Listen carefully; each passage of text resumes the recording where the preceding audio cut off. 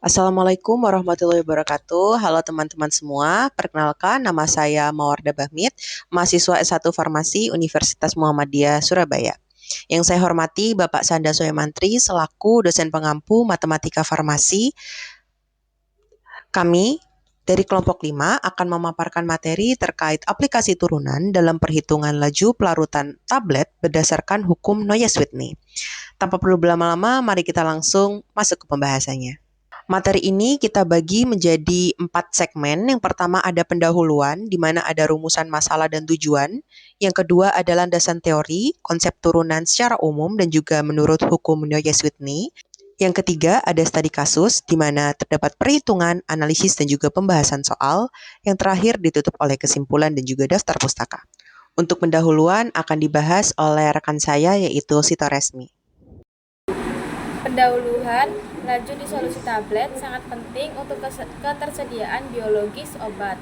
Hukum Noyes-Whitney digunakan untuk menggambarkan proses disolusi tablet.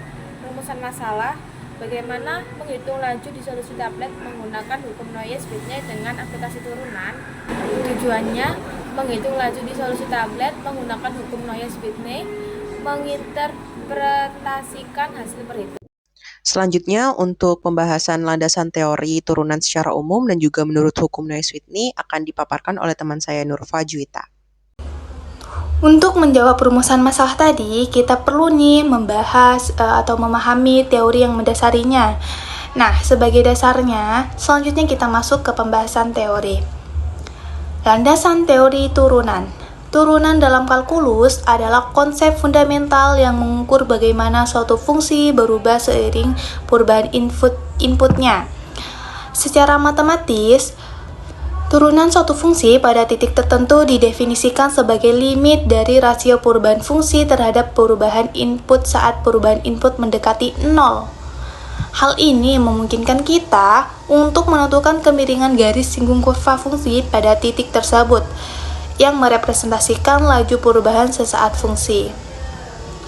Nah, secara sederhana, turunan ini digunakan untuk melihat laju perubahan suatu nilai terhadap nilai lainnya. Nah, konsep laju perubahan ini penting karena dalam bidang farmasi kita juga sering membahas laju suatu proses. Salah satunya adalah proses disolusi.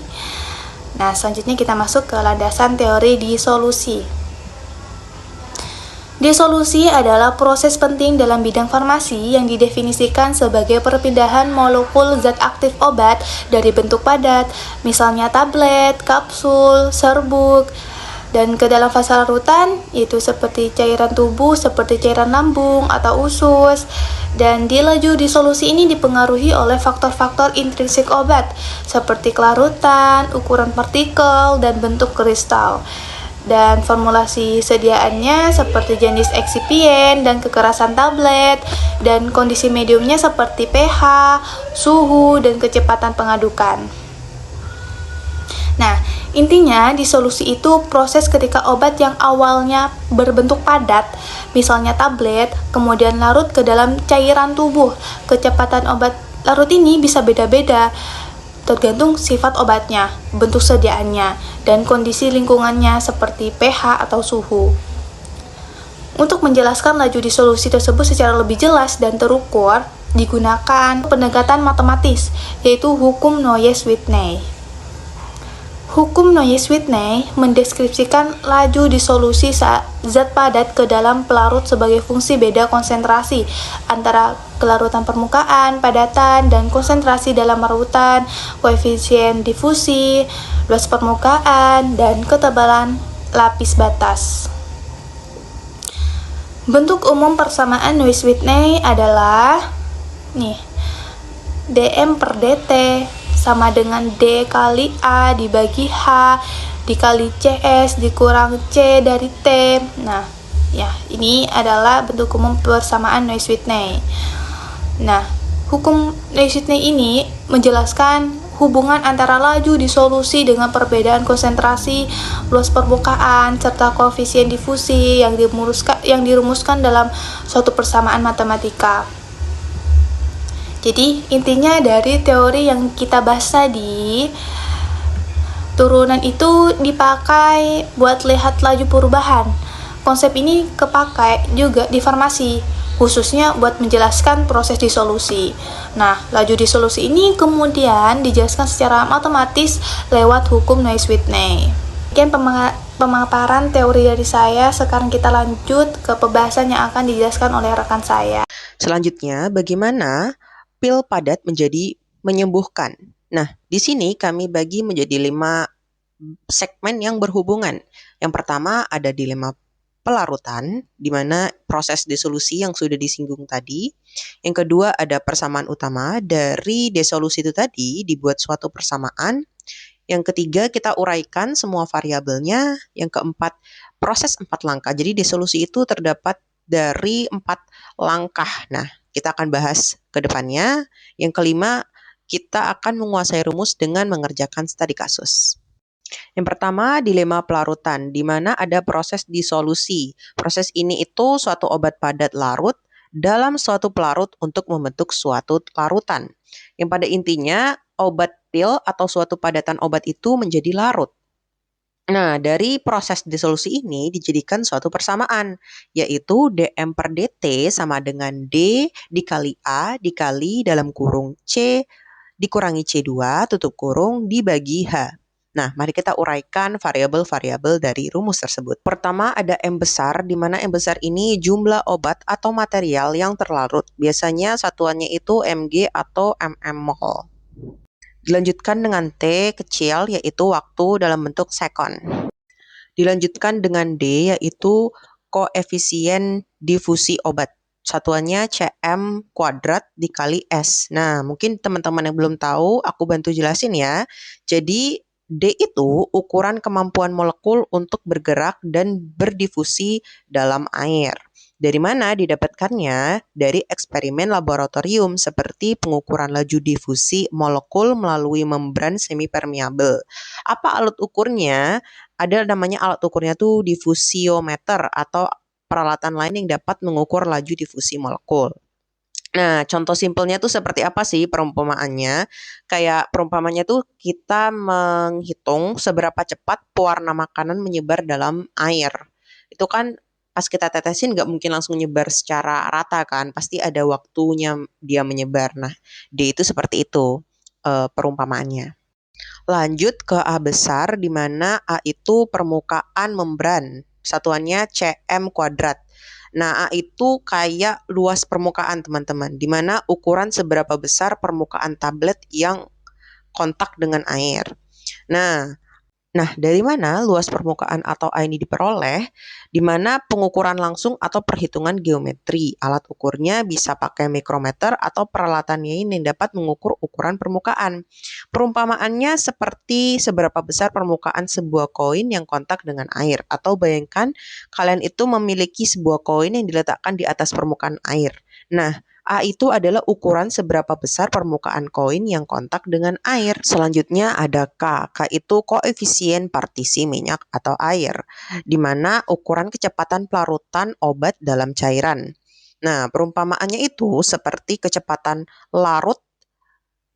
obat larut dalam air. Semakin besar K, maka semakin cepat obat melarut.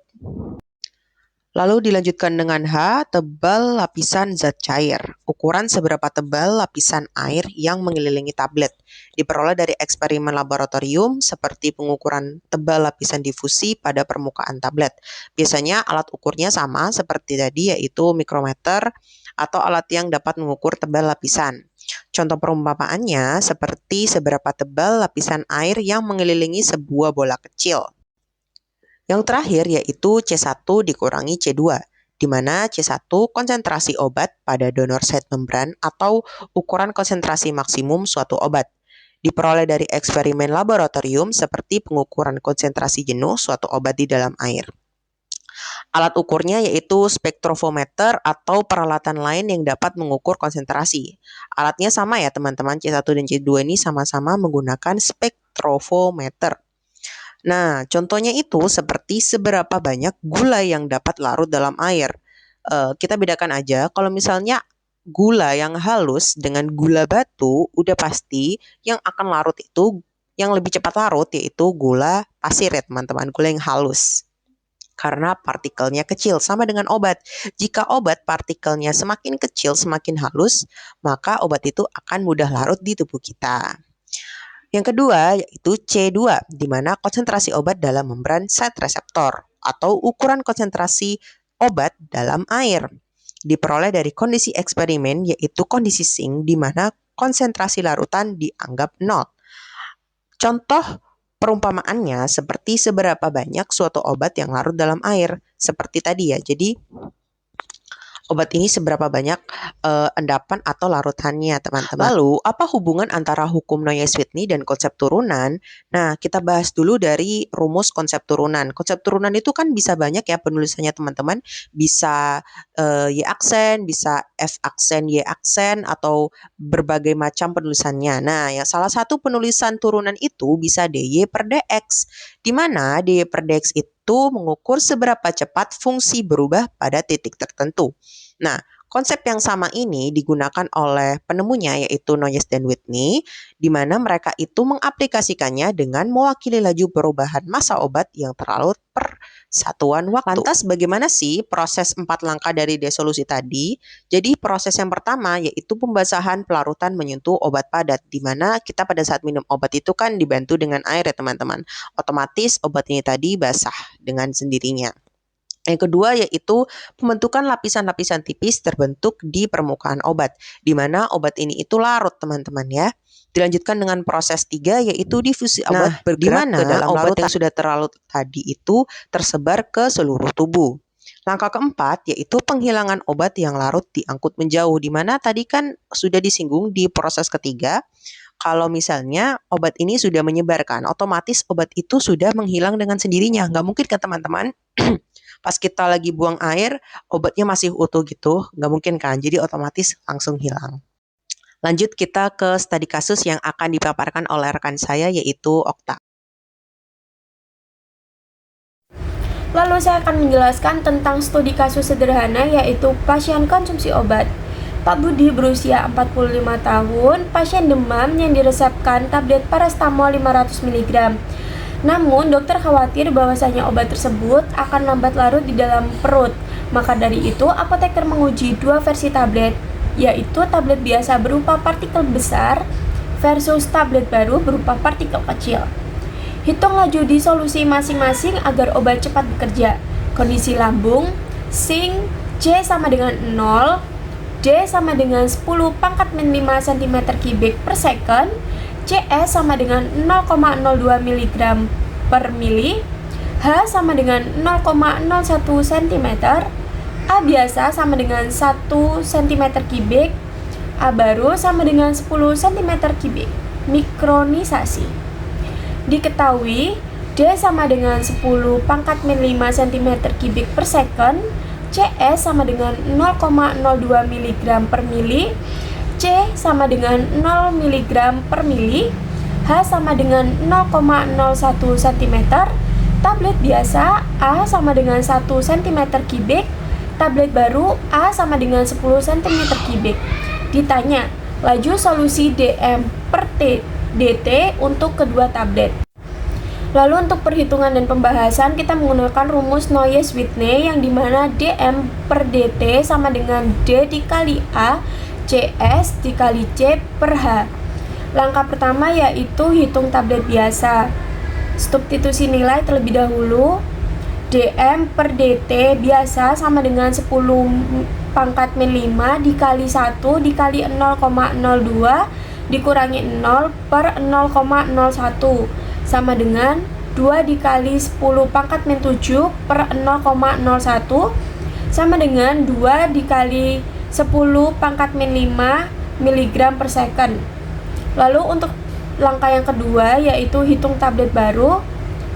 dm per dt baru sama dengan 10 pangkat min 5, 10 dikali 0,02 dikurangi 0 per 0,01 sama dengan 2 kali 10 pangkat min 5 per 0,01 sama dengan 2 kali 10 pangkat min 4 mg per second. Kesimpulan dari hasil yaitu tablet baru 10 kali lebih cepat larut yaitu 0,0002 mg per second versus 0,00002 mg per second. Pak Budi reda demamnya lebih cepat 1 jam versus 10 jam untuk 500 mg. Rekomendasi gunakan tablet mikronisasi untuk pasien urgent. Kesimpulan yang dapat diambil adalah hukum Noyes-Whitney menjelaskan bahwa kecepatan pelarut obat dapat dipengaruhi oleh luas permukaan partikel, perbedaan konsentrasi antara permukaan padat dan cairan, koefisien difusi, serta ketebalan lapisan difusi. Inti matematisnya menggunakan konsep turunan dalam kurung dm per dt yang menggambarkan laju perubahan massa obat yang larut setiap waktu. Dengan memahami hukum ini, kita dapat memprediksi seberapa cepat tablet atau kapsul larut di dalam tubuh, sehingga formula obat dapat dioptimalkan. Prinsip ini sangat penting dalam teknologi sediaan padat karena mempengaruhi efektivitas terapi serta kualitas obat yang memenuhi standar farmakope. Terima kasih. Demikian pemaparan materi dari kami. Terima kasih atas perhatiannya teman-teman. Berikut adalah daftar pustaka yang kami gunakan yang disajikan dalam bentuk barcode dan dapat dibintai menggunakan fitur Google Lens. Bagi teman-teman yang ingin mengetahui lebih lanjut bisa langsung di-scan ya teman-teman. Sekian dari kelompok 5. Wassalamualaikum warahmatullahi wabarakatuh.